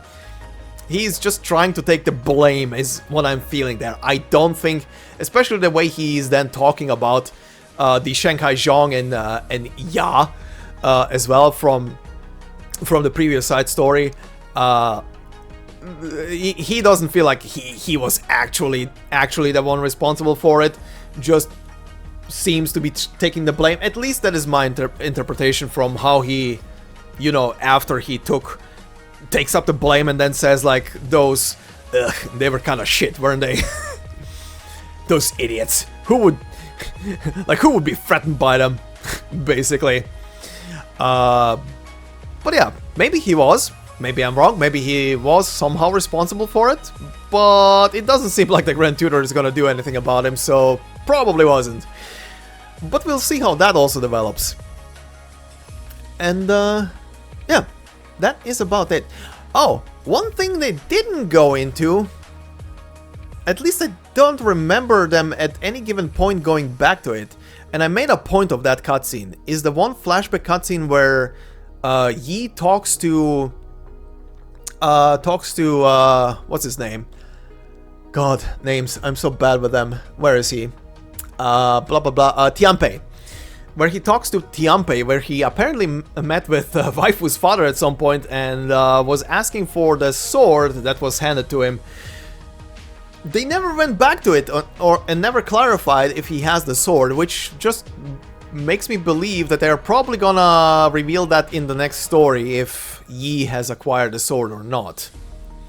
So I guess we'll see. Maybe that's gonna be the key weapon used in the fight from our dear second Engi bro going against the Sui. But yeah, in other places, the only other character that I didn't mention right now is the old lady, or rather the two old ladies, one from the present, one from the past. The one from the present being Tiangjiang, or Rong Wanqing, I think was the full name. She has her moment. She stands up to everything, and I guess that's it.